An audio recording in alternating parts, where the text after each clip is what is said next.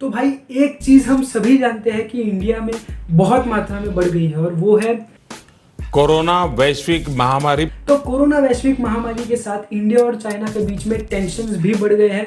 Government ने कुछ apps ban किए हैं इंडिया के लिए और कुछ लोग चाइनीज़ प्रोडक्ट्स को बॉयकॉट भी कर रहे हैं। तो ऐसे में स्मार्टफोन्स लेते समय कुछ लोग शायद ये प्रेफर ना करें कि वो एक चाइनीज़ फ़ोन खरीदे, मतलब मुझे एक चाइनीज़ फ़ोन नहीं चाहिए, मुझे किसी और ब्रांड का फ़ोन चाहिए, कोई और फ़ोन चाहिए।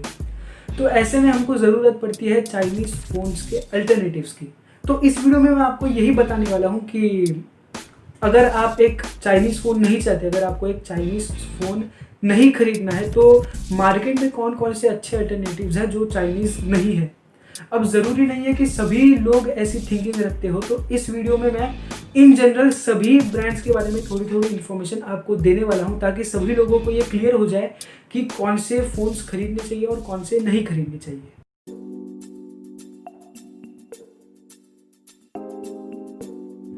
Hello and welcome to another episode of the tech panel.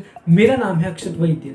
अब वीडियो देखते समय आप एक चीज़ का ध्यान रखो कि मैं आपको सभी ब्रांड्स की साथ साथ में कंट्री ऑफ ओरिजिन भी बताने वाला हूँ। फ़र्क नहीं पड़ता कि वो कहाँ असेंबल हुए, चाहे वो किसी और कंट्री में असेंबल हुए हो, चाहे वो इंडिया में असेंबल हुए हो या आपके घर में असेंबल हुए हो। क्योंकि भाई मैं इंडिया में बॉर्न एंड ब्रॉट अप हूँ और अगर मैं फॉर एग्जांपल कहीं और सेटल हो जाता हूँ कल, मतलब अगर मैंने अपना सामान उठा लिया और कहीं और सेटल हो गया, फॉर एग्जांपल ऑस्ट्रेलिया में, तो क्या मैं ऑस्ट्रेलियन हो गया? नहीं ना। तो सेम रूल अप्लाई होता है किसी भी प्रोडक्ट के लिए, सिर्फ स्मार्टफोन ही नहीं, किसी भी प्रोडक्ट के लिए ये रूल अप्लाई होता है। तो सबसे पहले बात करते हैं रियलमी, शाओमी, रेडमी, पोको, इन सब ब्रांड्स के बारे में। अगर आप नहीं जानते होंगे तो लेट मी टेल यू, ये सभी ब्रांड्स प्योरली चाइनीज़ हैं। इन ब्रांड्स में से कोई भी ब्रांड इंडियन नहीं है। हाँ, कभी कभी इनके जो स्मार्टफोन्स हैं वो इंडिया में असेंबल होके बॉक्स पर मेड इन इंडिया चिपका के बेच देते हैं, जो कि इतनी खुश होने वाली बात वैसे नहीं है। इनके फ़ोन्स जो है वो अफोर्डेबल प्राइस पर आपको मिलते हैं, लेकिन कभी कभी गंगाधर शक्तिमान वाला काम भी ये कर देते हैं, जिसके बारे में हम एक सेपरेट वीडियो में बात करेंगे आगे। लेकिन अभी के लिए मैं आपको इतना बता रहा हूँ कि 15 से 30 हज़ार के बीच में आपको अफोर्डेबल कीमत पर इनके फ़ोन्स मिलेंगे, जो कि अच्छे भी हैं, लेकिन आपको कभी कभी कीमत चुकानी पड़ेगी आपके फ़ोन की प्राइवेसी और सिक्योरिटी। ब्लोटवेयर ना सही, लेकिन एड से आपको ये बार बार परेशान करते रहेंगे। सो अगर आपको एक चाइनीज़ फ़ोन नहीं चाहिए तो सबसे पहले इन ब्रांड्स पर क्रॉस लगा लीजिए। अब बात करते हैं ओप्पो, वीवो और वन प्लस के बारे में। अब जैसा कि आप जानते ही होंगे कि ये तीनों ब्रांड्स भी प्योरली चाइनीज़ हैं, लेकिन अगर मैं आपसे स्पेसिफिकली बात करूं ओप्पो और वीवो के बारे में, तो इनके फ़ोन्स में क्या प्रॉब्लम होती है कि जितना ये डिज़र्व करते हैं उससे स्लाइटली ज़्यादा कीमत होती है इनकी। कभी कभी फ़ोन्स अच्छे होते हैं, कभी कभी नहीं भी होते, लेकिन स्टिल इनकी प्राइस जो है थोड़ी सी एक्सपेंसिव साइड पर ही होती है। लेकिन अगर आपको वीवो और ओप्पो अच्छा लगता है तो you can definitely go for it.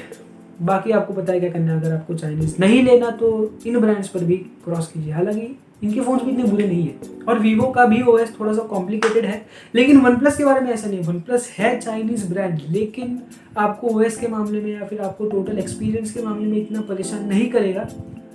लेकिन स्टिल अगर आपको चाइनीज़ फ़ोन नहीं लेने तो आपको नहीं लेना है, अगर आपको वन प्लस अच्छा लेना है तो ले लो भैया, आपकी मर्जी। अब बात करते हैं सैमसंग और एप्पल के बारे में। इनका कोई भी फ़ोन आप आग बंद करके उठा लो, कोई भी टेंशन नहीं आएगी आपको। ना आपको ब्लोटवेयर में प्रॉब्लम होगी, ना आपको ऐड में प्रॉब्लम होगी, ना आपको सिक्योरिटी में प्रॉब्लम होगी। चाइनीज़ तो ये है नहीं, तो मतलब इनके ब्रांड वैल्यू भी बहुत ज़्यादा है, इसीलिए शायद इनके फ़ोन थोड़े से एक्सपेंसिव होते हैं।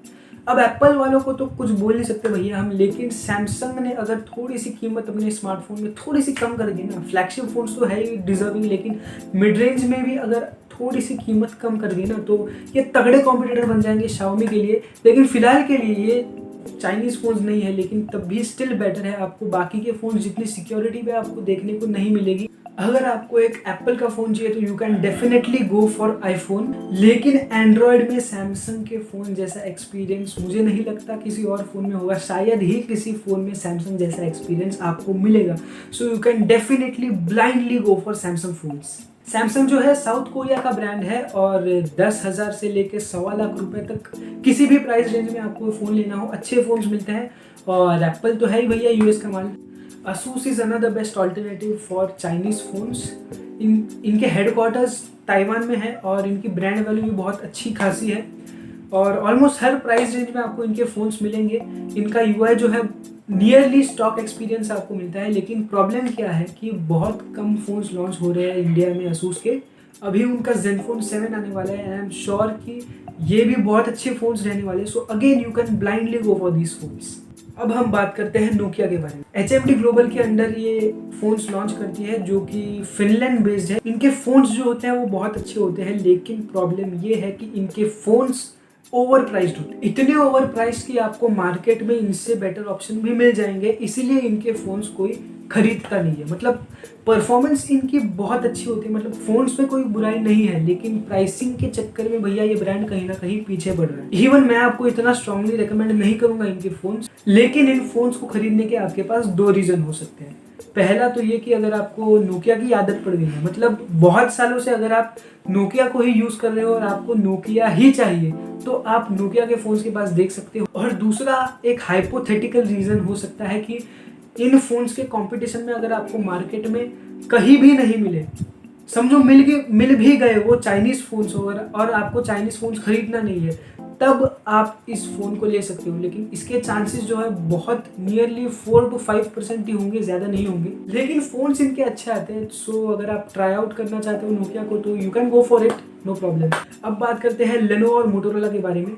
लेनो के बारे में मैं क्या ही बात करूँ आपसे, क्योंकि खरीदने लायक फ़ोन्स तो है नहीं उनके इंडिया में। लेकिन मोटो जो है वो बहुत अच्छे फ़ोन्स लॉन्च कर रहा है, वो भी आजकल। सो अगर आपको एक मोटो का फ़ोन लेना है तो नो प्रॉब्लम, खरीदिए, कोई प्रॉब्लम नहीं है उसमें। और वो भी by the way stock Android के साथ में आता है और उसके हेडक्वार्टर्स है वो है यूएस में। अब बात करते हैं थोड़े से रेयर ब्रांड के बारे में, हुआवे और ऑनर। ये भी चाइनीज़ स्मार्टफोन्स ही है, लेकिन इनके साथ सबसे बड़ी प्रॉब्लम है कि ये गूगल प्ले सर्विसेज को सपोर्ट नहीं करते। इनके साथ आता है उनका खुद का हुआवे मोबाइल सर्विसेज, तो शायद आपको थोड़ी सी दिक्कत हो सकती है। लेकिन अगर आपको हुआवे और ऑनर अच्छा लगता है तो आप उनके फ़ोन्स ले सकते हो। उनके भी फ़ोन्स बहुत ही अच्छे हैं, मतलब हार्डवेयर और सॉफ्टवेयर वाइज बहुत ही अच्छे फ़ोन्स वो लॉन्च करते हैं, बहुत ही इंप्रेसिव फ़ोन्स होते हैं उनके। हालांकि वो भी कभी कभी ओवर प्राइस्ड होते हैं, लेकिन ये फ़ोन चाइनीज़ है, ये बात ध्यान रखने वाली है। इतने सारे स्मार्टफोन्स के बाद भी अगर आपका मन नहीं भरा है तो you can go for LG, लेकिन ठीक ठाक प्राइस पे ठीक ठाक परफॉर्मेंस मिलती है आपको। मतलब इतना कुछ खास नहीं है इनके फ़ोन्स जो इंडिया में लॉन्च हुए हैं। अगर आपको दुनिया में कहीं भी अच्छे फ़ोन्स नहीं मिले तो एक लास्ट ऑप्शन के तौर पर आप LG को रखते हो तो मेरे ख्याल से वो आपके लिए बेटर होगा। अगर आपको एक प्रीमियम फ़ोन चाहिए without any tension, so you can go for Google pixel phones. बहुत ही अच्छे फ़ोन होते हैं भैया, आपको किसी की भी टेंशन नहीं मिलेगी। और OS की जहाँ तक बात है वो तो आपको Android 1 स्टॉक एंड्रॉयड जो भी है सब गूगल का ही है। और लेकिन अभी फ़िलहाल कोई लेटेस्ट फ़ोन उनका लॉन्च नहीं हुआ है, जैसे ही लॉन्च होगा अगर आपके पास उतने पैसे होंगे तो आप वो फ़ोन ले लो भैया। कोई एक बार का ले लो भैया, 1-2 साल आराम से चलेगा, कोई चिंता नहीं है। 2 फ़ोन्स जिनके बारे में मैंने इस लिस्ट में बात नहीं की वो है नुबिया और आईकू। दोनों चाइनीज़ ब्रांड है, अच्छे फ़ोन्स लॉन्च करते हैं यार। मतलब इससे ज़्यादा और क्या बोलने का, अगर आपको लेना है तो लो, लेकिन चाइनीज़ ब्रांड है। आप नहीं प्रेफर करते चाइनीज़ ब्रांड तो मत लो, बस खत्म। तो मैंने आपको सभी अच्छे ब्रांड्स के बारे में बता दिया है। अब आप अपने टेस्ट के हिसाब से, अपने प्रेफरेंस के हिसाब से आप अपना ब्रांड चुनो। लेकिन ध्यान ये रखना है कि इस वीडियो में मैंने जिन भी ब्रांड्स का नाम भी लिया है ना, उन ब्रांड्स के अलावा आप बाकी किसी भी ब्रांड के पास देखोगे भी नहीं, मतलब एटलीस्ट फिलहाल के लिए। एंड आई होप आपकी प्रॉब्लम इस वीडियो से सॉल्व हुई हो। सो अगर आपको ये वीडियो अच्छा लगा हो तो इसे लाइक करो और शेयर करो बाकी भी लोगों के साथ में, ताकि उनकी भी प्रॉब्लम सॉल्व हो। और अच्छा कंटेंट भैया बहुत कम मिलता है यूट्यूब पर। चैनल पर नए हो तो सब्सक्राइब करो और बेल आइकन को प्रेस करो, ताकि इस चैनल के सभी अपडेट्स और नोटिफिकेशंस आपको सबसे पहले मिलते रहें। और मेरे और करीब आना चाहते हो तो इंस्टाग्राम पर और फेसबुक पर मुझे फॉलो करो। And stay connected until next time. Good bye.